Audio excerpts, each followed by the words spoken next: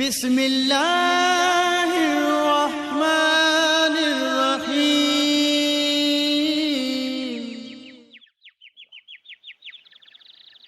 Assalamualaikum warahmatullahi wabarakatuh.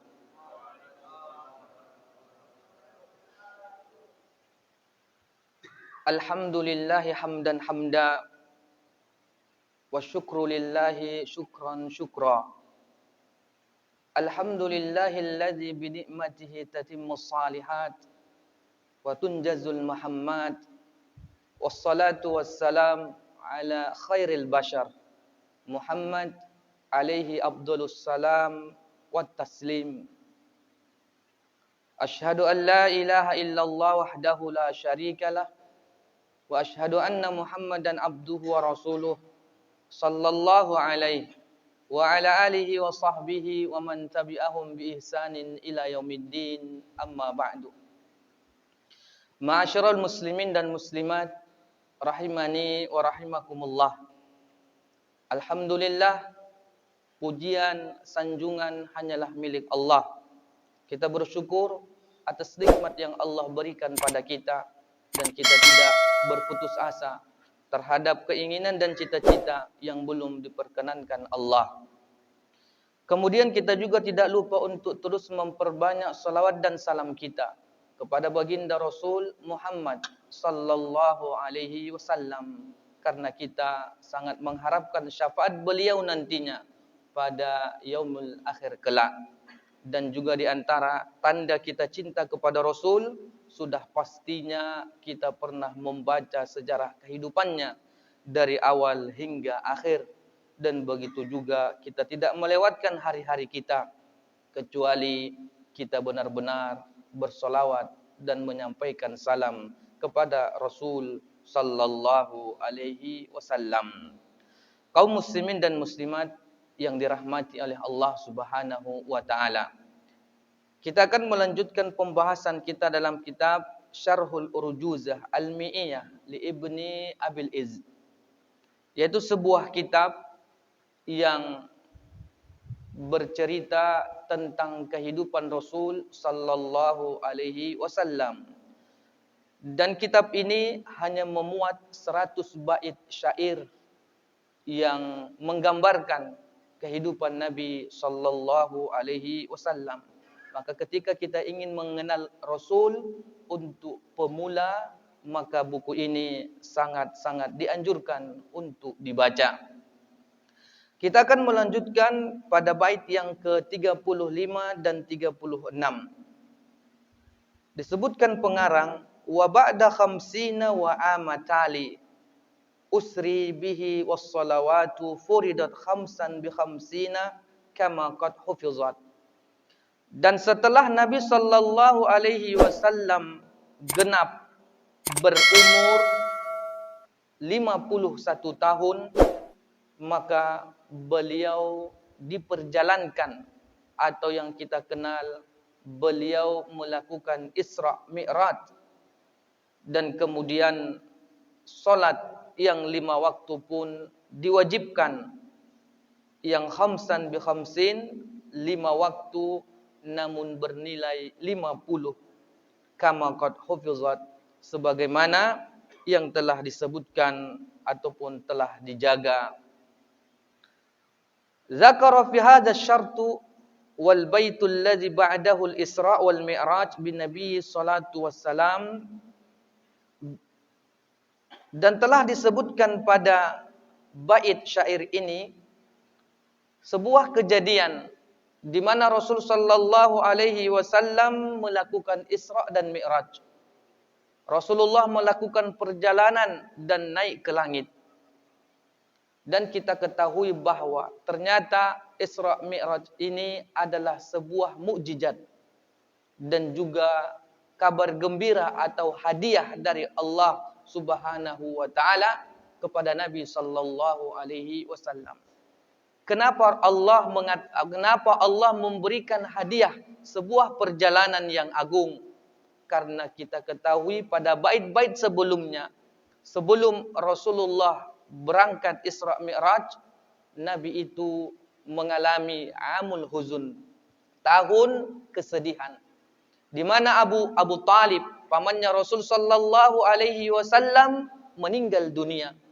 Begitu juga istri yang tercinta, ibunda kita Khadijah, meninggal dunia. Dan bahkan yang juga paling menyedihkan Rasul adalah ketika beliau berangkat ke Taif untuk berdakwah, ternyata beliau ditolak dan bahkan disiksa. Nah, dari inilah Allah tabaraka wa taala ingin menghibur Nabi kita Muhammad sallallahu alaihi wasallam agar kesedihan tidak terus ada pada Nabi kita Muhammad sallallahu alaihi wasallam. Maka kita kenallah dengan Isra Mi'rajnya Nabi sallallahu alaihi wasallam, yaitu sebuah perjalanan yang banyak di antara manusia di awal-awal kejadian itu tidak menerima berita tersebut kecuali hanya seorang sahabat Rasul saja, yaitu Abu Bakar Siddiq. Inilah manusia, inilah sahabat Rasul yang langsung mempercayai kejadian tersebut. Dan orang-orang yang lain tidak percaya. Tak mungkin Nabi itu berangkat dari Makkah menuju Palestina, Baitul Maqdis, kemudian tembus ke langit dan kemudian turun hanya satu malam saja. Tidak ada ataupun akal ketika itu tidak bisa menerimanya. Tapi alhamdulillah untuk saat ini sudah bisa dibuktikan dengan teknologi-teknologi yang canggih yang begitu cepat. Wa ba'da khamsina wa amin talin ay ba'da wahidin wa khamsina aman. Dan kejadian Isra Mi'raj itu adalah ketika Nabi berumur 51 tahun. Berarti bukan masih lajang jalan-jalan, enggak. Ketika Rasul sallallahu alaihi wasallam berumur 51 tahun, barulah Allah tabaraka wa ta'ala memperjalankannya, memberikan sebuah hiburan kepada Rasul sallallahu alaihi wasallam agar bisa sedikit menikmati kehidupan di dunia ini, bukan melulu berdakwah dan juga bukan melulu mencari nafkah, tapi haruslah melakukan repressing dan menatap kehidupan yang lebih baik dari dunia dan seisinya. Qala Ibnul Jauzi, falamma atat lahu 51 sanah wa 9 ashhur usriya bihi. Dan bahkan Ibnul Jauzi juga mengatakan yang demikian. Tatkala Nabi sallallahu alaihi wasallam berumur 51 tahun dan 9 bulan, beliau pun melakukan yang namanya Isra Mi'raj. Wa qauluhu usri bihi ay min Makkah ila Baitul Maqdis atau Baitul Maqdis. Dan dikatakan setelah Rasul berumur 51 tahun, beliau pun diperjalankan dari Makkah menuju Baitul Maqdis, yaitu sekarang adalah Palestina. Wa fil lailati nafsiha, dan bahkan pada satu malam saja, urija bihi ila ma fawqas sama'is sabi'ah. Kemudian di malam itu juga Rasul naik ke langit yang ketujuh. Ternyata langit itu 7 lapisannya. Tapi kita tak tahu bagaimana maksud dan tujuan yang disampaikan oleh Allah dan hadis-hadis Rasul sallallahu alaihi wasallam bahwa langit itu berlapis-lapis. Wa furidat alaihi hunaka shalawatul khamsu khamsan bi khamsin. Dan disinilah awal di mana solat itu diwajibkan ataupun difardukan. Dan inilah oleh Rasul dari Allah setelah melakukan perjalanan.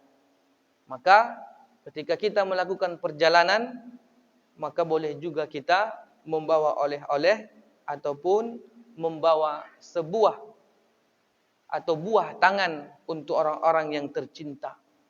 Maka di antara para ulama mengatakan bahwa ini adalah hadiah dari Allah untuk Nabi kita Muhammad dan untuk umat Islam secara umumnya, yaitu sebuah ibadah, sebuah amal-amal saleh yang tidak ada pada umat-umat sebelumnya. Karena umat-umat sebelum Nabi kita Muhammad sallallahu alaihi wasallam mereka hanya melakukan sembahyang ataupun ibadah secara umum. Di antara mereka ada yang melakukan solat hanya rukuk saja ataupun sujud saja. Dan Nabi kita Muhammad diberikan hadiah sebuah amalan yang saleh, sebuah ibadah yang agung, yang mana itu tidak pernah diberikan oleh Allah pada nabi-nabi sebelumnya dan umat-umat sebelumnya. Itulah luar biasanya umat Muhammad, umat akhir zaman. Maka di sini juga Rasul sallallahu alaihi wasallam bahkan Allah memerintahkan kewajiban kepada kita, solat inilah yang tidak boleh kita tinggalkan. Kalau puasa masih bisa kita meninggalkannya ketika kita sakit, ketika kita safar. Ketika kita ataupun sedekah atau zakat, kita bisa meninggalkannya ketika kita masih miskin, belum memiliki harta. Begitu juga ibadah haji dan umrah. Kita tidak bisa melakukannya ketika kita masih miskin atau tidak memiliki harta. Tetapi solat tidak bisa kita tinggalkan. Bahkan ketika kita tak mampu pun diperintahkan untuk melaksanakan solat sesuai dengan kemampuan kita. Apabila kita tak mampu berdiri, kita pun duduk. Tak mampu duduk berbaring, tak mampu berbaring, yang menggunakan isyarat-isyarat yang bisa kita gunakan untuk mengingat Allah tabaraka wa ta'ala, untuk melaksanakan kewajiban kepada Allah subhanahu wa ta'ala. Inilah ibadah yang begitu agung. Ibadah yang mengoneksikan kita dengan Rabb. Ketika kita melaksanakan salat, maka disinilah adanya perbincangan antara kita dan Rabb kita. Ketika kita beribadah, melaksanakan salat, maka kita menghadap kepada Allah subhanahu wa ta'ala. Maka mari kita memperbaiki salat-salat kita agar benar-benar kita bisa mengamalkan ibadah yang agung ini, yaitu berupa salat. Kama qad hufizat ay bidzalika sunnah as-sahihah an Rasulillah sallallahu alaihi wasallam alaihi.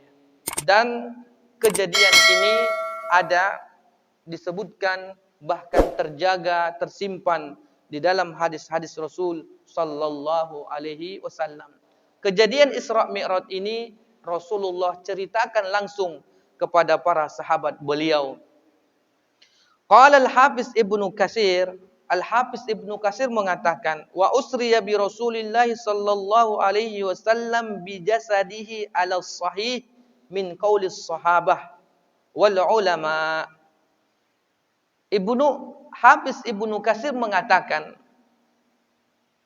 ketika Rasul melaksanakan Isra dan Mi'raj, beliau itu dengan jasadnya, bukan hanya sebatas mimpi. Yang ada sebahagian manusia mengatakan kejadian Isra Mi'raj itu hanya mimpi belaka. Tapi ternyata para ulama mengatakan ketika Rasul sallallahu alaihi wasallam diperjalankan ataupun melaksanakan Isra Mi'raj bijasadihi, dengan jasadnya.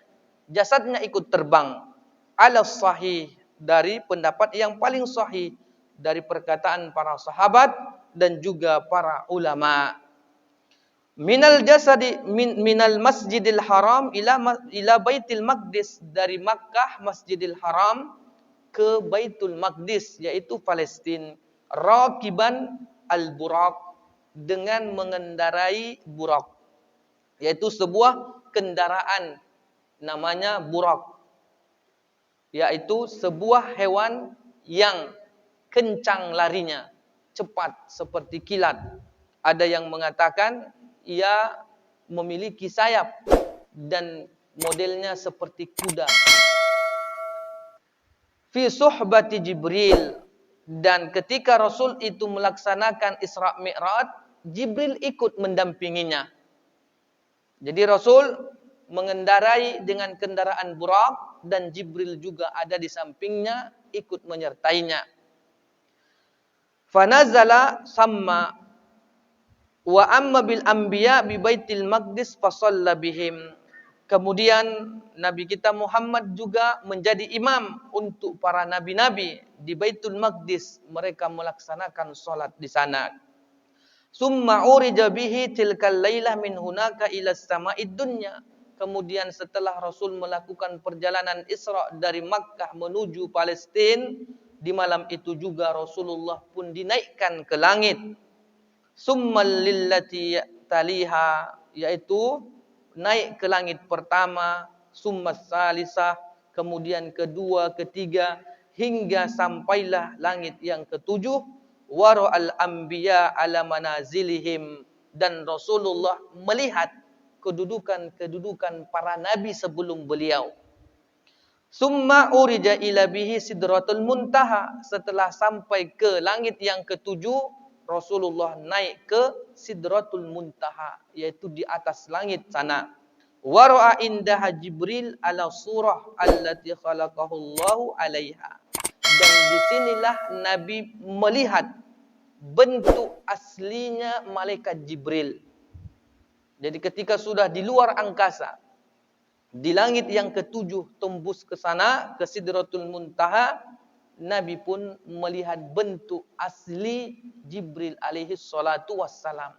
Yang dikatakan antara daun telinga dan pundaknya sejauh 70 tahun perjalanan. Jadi begitu besarnya Jibril alaihi salatu wassalam. Inilah bentuk aslinya Jibril. Begitu besarnya dia. Wa faradallahu alaihi salatu wassalam tilkal lailah, dan disinilah di malam itulah Rasul mendapatkan kewajiban berupa solat yang 5 waktu. Yang sudah tentu kita tahu sejarahnya, ataupun bahkan banyak di antara guru-guru kita, ustaz-ustaz kita yang menceritakan perjalanan Isra Mi'rajnya Nabi sallallahu alaihi wasallam. Kemudian bait selanjutnya, bait yang ke-37. Wal bai'atul ula ma'al isnai asyara min ahli Taibah kama qad dzukira. Dan kemudian terjadilah sebuah pembaiatan yang pertama bersama 12 orang dari penduduk Taibah, sebagaimana yang telah disebutkan oleh para ulama, disebutkan oleh para sejarawan.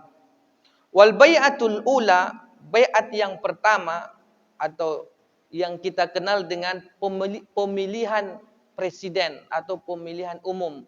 Di dalam Islam namanya adalah bai'at, janji setia. Ketika kita ingin mengangkat sebuah pemimpin, maka di sana adanya bai'at, yaitu sumpah setia, janji setia kepada para pemimpin.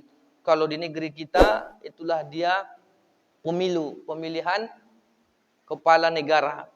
Wal bai'atul ula ay bai'atul aqabah al-ula. Bai'at yang pertama itu yang dikenal dengan bai'at al-aqabah yang pertama.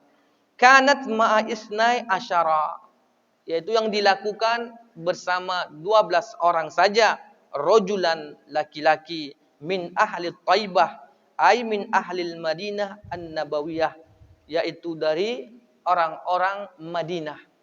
12 orang datang ke Makkah, mereka ingin melaksanakan umrah.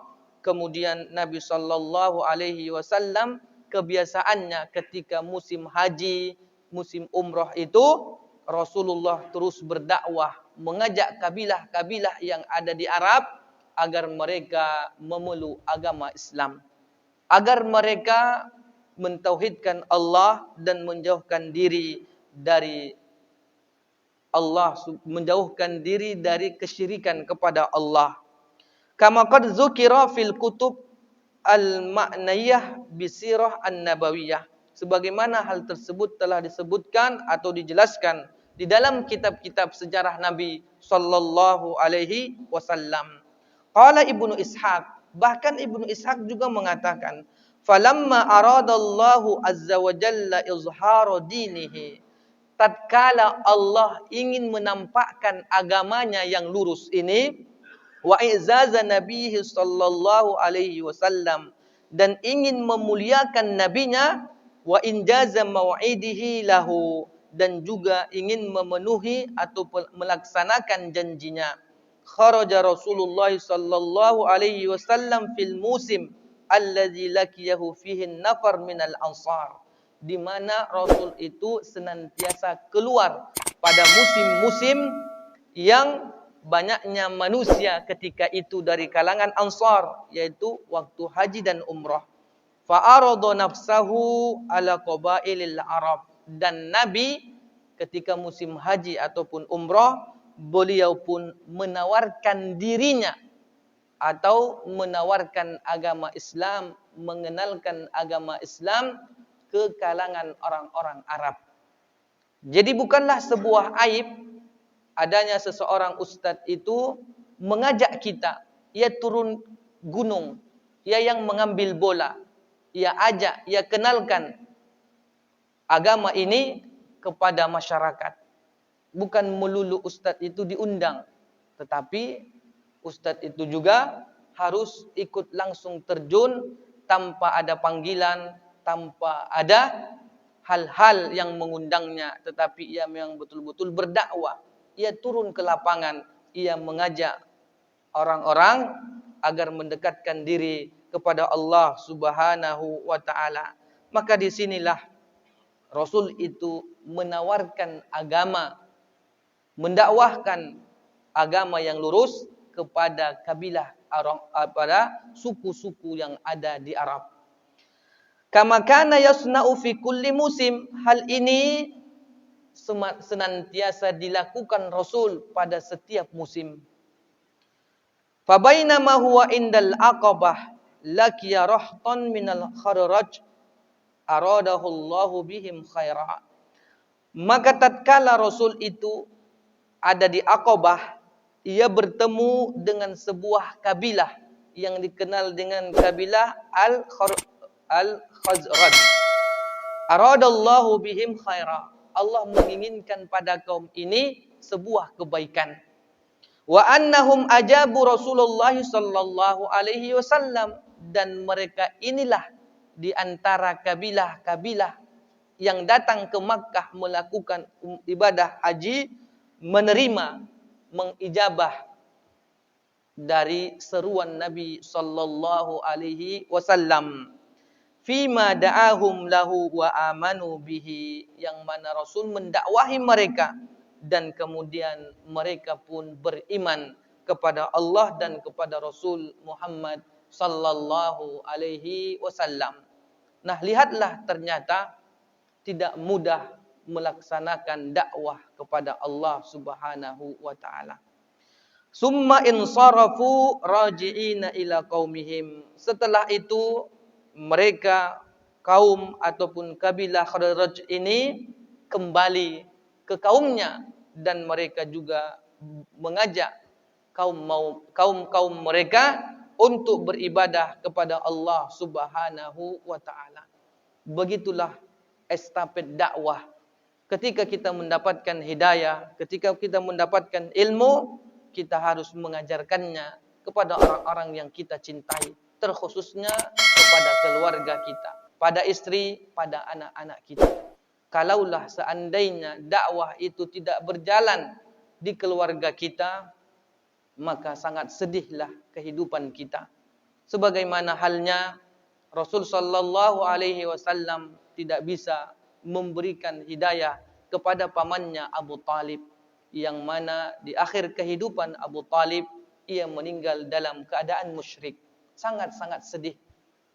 Nah, kita berharap dan berdoa kepada Allah, ketika kita hidup di dunia bersama, istri kita, anak-anak kita sama-sama senang, sama-sama sedih di dunia, maunya juga nanti di akhirat kita masuk surga bersama. Bukan hanya diri kita saja. Disinilah makna daripada dakwah, yaitu menegakkan amar ma'ruf dan mencegah nahi mungkar. Inilah di antara bentuk dakwah yang tidak dimiliki oleh umat-umat sebelum umat Islam. yaitu dakwah amar ma'ruf nahi mungkar. Kita harus terus menegakkannya. Kalau memang ada sebuah perkara-perkara yang tidak cocok dengan agama kita, kita katakan dan kita sampaikan kepada istri dan anak saudara kita. Agar apa? Agar mereka juga nantinya masuk ke dalam surganya Allah Subhanahu wa taala bersama-sama dengan kita. Yang paling susah, yang paling menyedihkan adalah kita seorang suami tapi tidak bisa mengarahkan anak dan istri kita. Padahal kehidupan ini atau penyejuk mata kita adalah ketika kita melihat istri-istri kita, anak-anak kita itu taat kepada Allah Subhanahu wa taala. Hal tersebut yang dikatakan oleh Hasan Al-Basri, laisa syai'un aqarru li 'ainil mu'min min ayyara zaujatahu wa auladahu muti'ina lillahi azza wa jalla. Tidak ada sesuatu perkara yang bisa menyejukkan mata seorang mukmin melainkan ketika ia melihat istri-istrinya, anak-anaknya taat kepada Allah Subhanahu wa taala. Maka kami berharap, wahai para suami, terkhususnya istri dan anak-anak perempuan kita, berikanlah mereka pakaian-pakaian yang syar'i, pakaian-pakaian yang menutup aurat mereka. Dan kami tekankan, wanita itu kakinya itu adalah aurat. Jangan dibuka, haruslah memakai kaos kaki. Ini kadang ada sebahagian kita, ia bercadar, tapi kakinya enggak pakai kaos kaki. Nah, perkara cadar masih diperselisihkan para ulama. Ada yang mengatakan dia disunnahkan, ada yang diwajibkan, dan lain-lain. Tetapi tidak pernah ada perselisihan di antara para ulama. Kaki itu termasuk aurat apa tidak? Ia adalah termasuk aurat. Maka kita berharap kepada para suami-suami melihat fenomena ini yang banyak kita lalaikan. Usahakan istri kita menutup auratnya. Summa qala falamma qadimul Madinah ila qaumihim zakaru lahum Rasulullah sallallahu alaihi wasallam.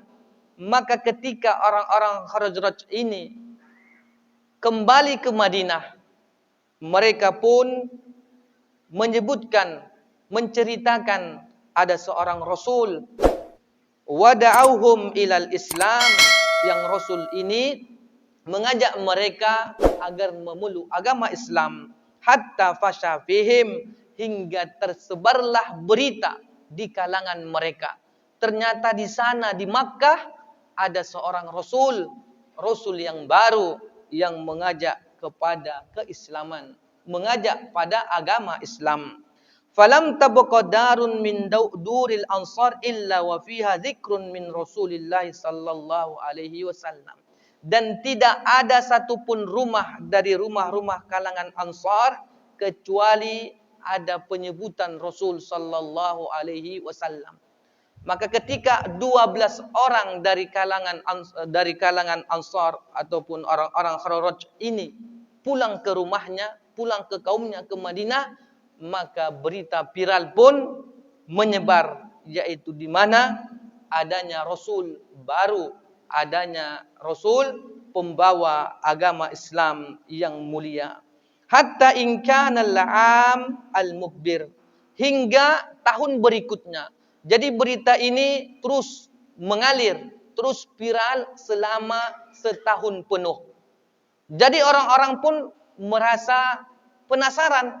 Oh, berarti nanti kalau tahun yang akan datang adanya tahun haji ataupun musim haji, mereka ingin juga berangkat dan melihat seperti apa sih sosok Nabi yang baru itu. Seperti apa sih Rasul yang mengaku sebagai Nabi. Wa fil musim minal ansar isna asyar rajulan falakuhu bil aqabah. Yang mana pada musim haji, yang mana Rasul sallallahu alaihi wasallam dari kalangan Ansar 12 orang ditemui Nabi di Aqabah. Wahyal Aqabatul Ula. Inilah yang dikenal dengan Bai'at Al-Aqabah yang pertama. Fabaya'u Rasulullah sallallahu alaihi wasallam ala bai'atin nisa. Dan mereka pun membaiat Rasul sallallahu alaihi wasallam. Wadzalika qabla an tufradu alaihi al-harbu. Nah, ini terjadinya ketika belum lagi disyariatkannya peperangan. Belum lagi diwajibkan boleh melakukan peperangan. Jadi masa itu adalah masa di mana para umat Islam tidak diperkenankan melakukan jihad di jalan Allah. Tidak diperbolehkan mereka berperang di jalan Allah subhanahu wa ta'ala. Wa ya'ni biqaulihi ala bai'atin nisa ay baya'uhu ala alladhi baya'a alaihi nisa fi suratil mumtahanah. Yang mana dikatakan bahwa bai'atun nisa, metode bai'atnya para wanita, yaitu sebagaimana halnya telah diterangkan dalam surah Al-Mumtahanah wa fi sahihain, dan juga di dalam kitab Sahih Bukhari dan Sahih Muslim. Jadi cara dan metode ataupun kisah bai'at Aqabah ini diceritakan oleh Allah dan juga diceritakan oleh Nabi langsung, dan ada di dalam kitab-kitab Sahih Bukhari dan juga Sahih Muslim. An Ubadah ibn Samit radhiyallahu anhu annahu qala, dari Ubadah ibn Samit, ia mengatakan, ia akan menceritakan tentang bai'at Rasul sallallahu alaihi wasallam. Inni minal nuqaba alladzina baya'u Rasulullah sallallahu alaihi wasallam. Kata Ubadah ibn Samit, sesungguhnya aku itu di antara kaum ataupun masyarakat yang ikut berbaiat kepada Rasul sallallahu alaihi wasallam. Maka Ubadah bin Samit ternyata ikut di dalam itu. Ikut di kejadian di mana baiat itu dilaksanakan. Waqal, dan ia pun mengatakan, baya'nahu ala alla nusyrika billahi syai'a. Nah, di antara isi poin-poin baiat itu yang pertama adalah kami membaiat Rasul, kami berjanji kepada Rasul tidak akan melakukan kesyirikan kepada Allah walaupun sedikit.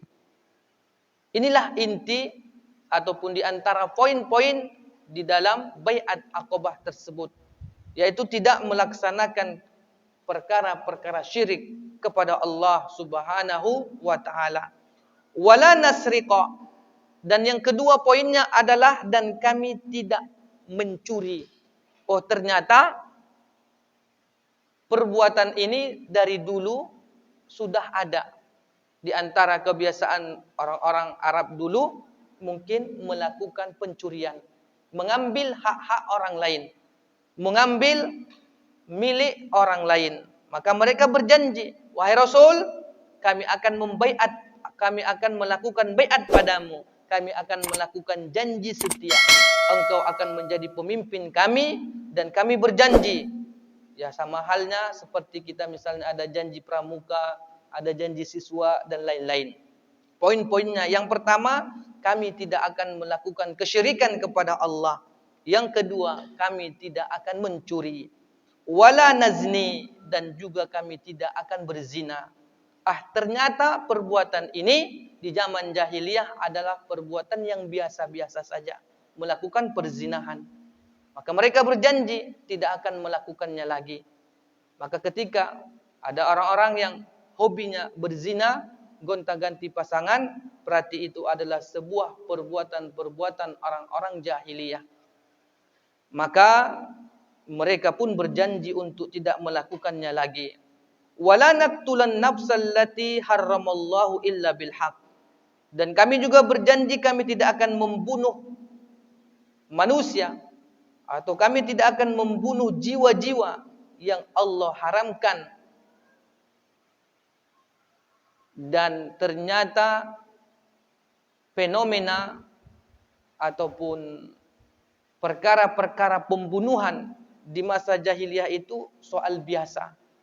Maka di zaman itu terjadilah hukum-hukum rimba. Siapa yang kuat yang akan menang. Maka kita untuk sampai sekarang juga kita tidak heran. Mereka, orang-orang Arab, khususnya di Yaman, senjata-senjata itu ya dibebaskan. Mereka punya senjata bebas dipegang mereka. Karena memang kebiasaan mereka itu ya mudah membunuh orang. Mudah membunuh orang-orang yang mereka tidak senangi. Dan senjata-senjata itu yang mereka pegang. Kalau mungkin ada senjata bebas di negeri kita, mungkin ada juga lah budaya kita, yaitu budaya bunuh-membunuh. Apalagi kita punya misalnya AK-47 misalnya. Kira-kira ini Pak Ketua ini nggak cocok nih, tembak terus, dah. Tapi ternyata orang-orang Arab itu mampu ataupun bisa mengendalikan dirinya. Berbeda halnya dengan kita orang-orang Indonesia. Tapi memang kebiasaan membunuh itu dari zaman jahiliyah sudah ada. Maka bahkan sampai sekarang juga di negeri kita juga ada. Ketika nanti proyek kita nggak bagus, nggak bisa jebol, di antara salah satu caranya ya kita sikat, kita bunuh orang-orang yang menghalangi dari keinginan-keinginan kita. Kemudian selanjutnya di antara janji mereka kepada Rasul ketika baiat Aqabah ini adalah wala nantahiba, dan kami tidak akan merampok.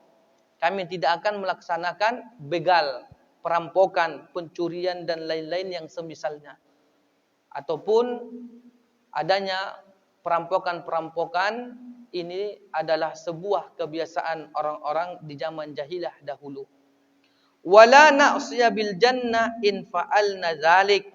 Kemudian pun kami katakan, kami akan memperoleh surga jikalau kami melakukan janji setia tersebut. Inilah janji mereka. Jadi ketika terpenuhi janji tersebut, mereka akan masuk ke dalam surganya Allah Subhanahu wa ta'ala. Namun ketika mereka melanggar satu di antara janji-janji tersebut, ya mereka akan dimasukkan ke dalam nerakanya Allah Subhanahu wa ta'ala. Kemudian di akhir dari janji itu, di akhir cerita Ubadah bin Samit, ia katakan, fa in ghashina min dzalik syai'an, dan jikalau kami curang tidak menepati janji dari yang demikian itu, kana qada'u dzalika ilallah, maka semua itu telah kami serahkan kepada Allah Subhanahu wa ta'ala. Itu semua sudah menjadi qada dan takdirnya Allah Subhanahu wa ta'ala.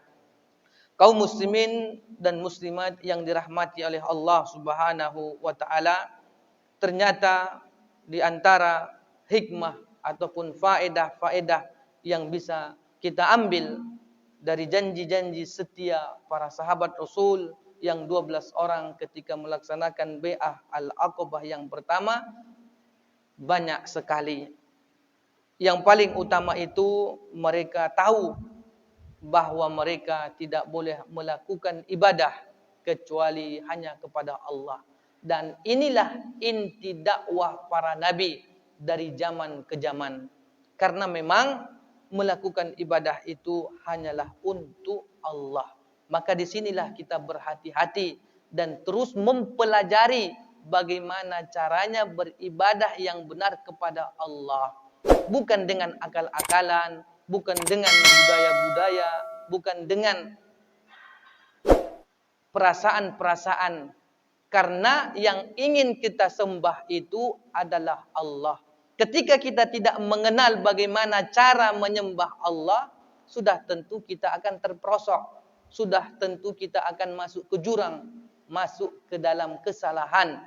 Karena yang ingin kita ibadahi itu adalah Allah yang gaib, yang tak tampak, dan bahkan tidak bisa kita merabanya. Dan masih banyak lagi perkara-perkara yang panca indera itu tak mampu menembus bagaimana Allah, bagaimana zatnya, dan lain-lain sebagainya. Bahkan ilmu teknologi secanggih ini juga belum bisa melihat, bahkan menjelaskan bagaimana sifat atau zat Allah Subhanahu wa taala. Maka disinilah perlunya iman, mengimani, mempercayai Allah Subhanahu wa taala. Dengan cara apa? Dengan cara kabar-kabar yang dikabarkan Allah langsung melalui Al-Qur'anul Karim dan juga dikabarkan oleh Rasul dengan hadis-hadis beliau. Allah dan Rasul kabarkan tentang dirinya. Allah kabarkan tentang dirinya dan dijelaskan oleh Rasul bagaimana sih sebenarnya kita itu menyembah Allah dan apa-apa yang tidak boleh kita laksanakan ketika kita beribadah kepada Allah. Maka di antaranya adalah perbuatan syirik. Maka hendaklah kita mempelajari akidah dan mempelajari tauhid agar tidak terjatuh di dalam kesyirikan. Bahkan di antara yang paling mudah kita laksanakan sebuah kesyirikan adalah sebuah kalimat yang mana kita itu bersumpah dengan nama selain Allah.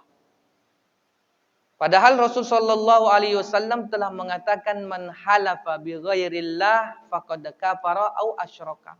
Barang siapa yang bersumpah dengan nama selain Allah, maka ia telah melakukan kesyirikan ataupun kekufuran.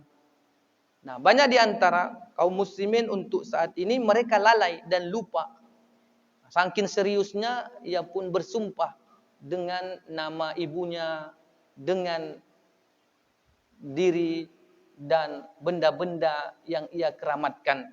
Dia kadang mengatakan demi Ka'bah. Dia bersumpah demi Ka'bah, demi Al-Quran dan lain-lain sebagainya.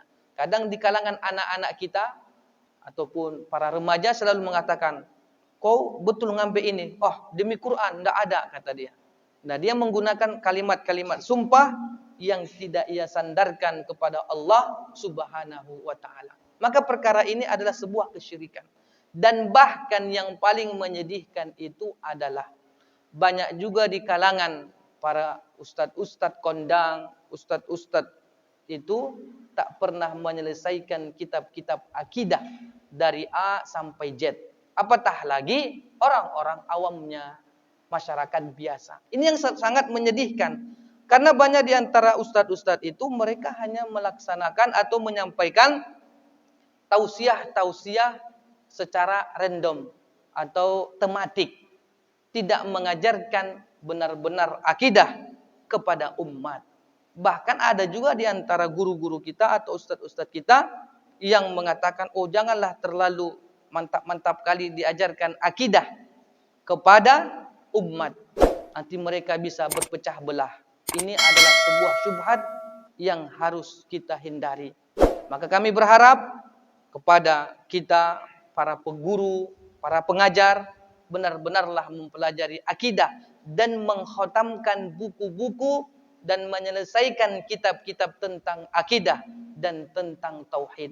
Kalau hanya mencukupkan di pondok pesantren, enggak akan selesai. Bahkan di pondok pesantren itu hanya sedikit yang bisa kita khatamkan kitab-kitab kalau tidak kita tambahi dengan datang ke rumah para kiai, para guru-guru kita. Kalau hanya di kelas, enggak akan pernah selesai. Maka disinilah juga kita berharap bahwa guru-guru kita, ustadz-ustadz kita, dan juga masyarakat kita menyelesaikan buku-buku yang berkenaan dengan akidah dan tauhid, tujuannya agar tidak terjatuh ke dalam perbuatan syirik kepada Allah Subhanahu wa ta'ala. Mudah-mudahan Allah Subhanahu wa ta'ala menjaga akidah kita, menjaga diri kita agar tidak terjatuh ke dalam kesyirikan. Inilah mungkin yang bisa kita sampaikan pada pertemuan yang berbahagia ini, dan bait selanjutnya akan kita lanjutkan pada pertemuan yang akan datang. Mungkin apabila ada sedikit dari pertanyaan, boleh kita ajukan. Kalau seandainya kejadiannya ada seorang begal gitu di jalan, dia amuk massa gitu, Ustaz. Nah, itu orang yang kiranya ikut situ untuk membunuh begal itu kayak mana nanti balasannya atau bagaimana hukumnya, Ustaz? Atau begal itu sendiri gimana nasib dia gitu? Terima kasih, Ustaz. Nah, Di antara yang harus kita ingat bahwa Allah Subhanahu wa taala ingatkan tentang diri atau jangan mudah membunuh orang lain. Bahkan Allah katakan wa may yaqtul mu'minan muta'ammidan. Barang siapa yang membunuh seorang mukmin dengan sengaja, fajazauhu jahannam khalidan fiha. Maka balasannya itu adalah masuk ke dalam api neraka jahanam untuk selama-lamanya. Ini bahayanya. Kemudian pertanyaan yang disampaikan itu adalah untuk membela diri. Nah, tapi kalau dia hukum di negeri kita tak boleh juga pula. Jadi ketika ada perampok, ada pembunuh yang ingin membunuh kita, yang ingin merampok harta kita, maka kita boleh membela diri. Kita boleh membela diri kita. Bahkan kalau kita sampai membunuh orang yang ingin membunuh kita, maka ini adalah sebuah jihad fi sabilillah. Kita membela diri, membela harta, martabat, jiwa dan raga kita. Kalau benar-benar mereka para begal itu ingin merampok dan merampas dari harta ataupun jiwa kita. Nah, ada juga di antara hadis Rasul yang mengatakan al-qatilu wal maktul finnar.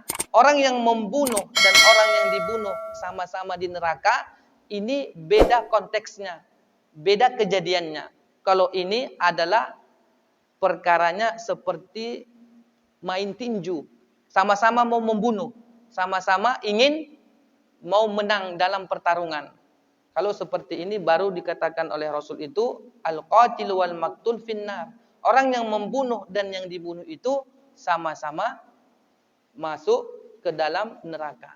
Ketika kita memang misalnya marah ataupun mengadakan sebuah perlombaan, memang perlombaan itu sangat dahsyat, misalnya kayak tinju ataupun boxing dan lainnya, memang ujung-ujungnya itu adalah saling membunuh. Ini yang tidak diperbolehkan. Tapi kalau ingin menjaga kehormatan, menjaga harta, ini adalah termasuk jihad di jalan Allah Subhanahu wa taala. Maka kita harus membedakannya. Tapi di negeri kita masih belum jelas bagaimana hukumnya. Bahkan kita pula yang bisa kena masukkan ke dalam penjara. Nah, ini yang jadi menjadi susah jadinya. Nah, itu mudah-mudahan nanti para anggota-anggota dewan kita lah yang mengubah undang-undang tersebut agar kita bisa menjaga diri kita. Bahkan ketika kita kalau dihukum di negeri kita terkadang padahal itu harta-harta kita. Kita bela, ada pencuri masuk, ada begal masuk. Tapi kita pun silap pula membunuh begal itu. Enggak tahu entah gimana. Nah, kitalah yang jadi masalah pula. Tersangka, masuk penjara lah kita. Wallahu a'lam bishawab. Inilah diantara yang harus kita perhatikan dalam hal membunuh itu. Jadi membunuh umat Islam satu nyawa saja itu lebih agung di sisi Allah, ataupun darah seorang mukmin itu lebih agung dari dunia dan seisinya. Ketika ada satu mukmin yang kita bunuh, itu lebih berharga mukmin itu di hadapan Allah daripada dunia dan seisinya. Maka berhati-hati.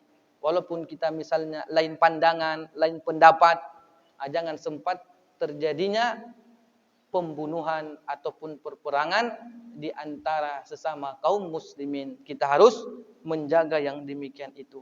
Karena nanti akan ditanya oleh Allah Subhanahu wa taala tentang ad-dima'u, tentang darah yang kita tumpahkan.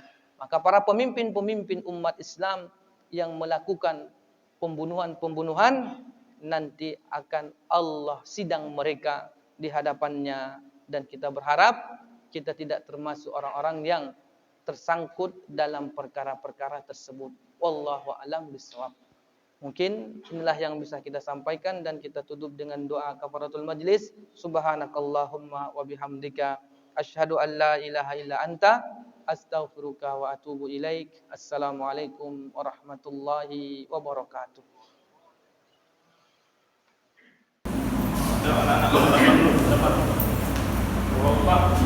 Ini kenapa nih?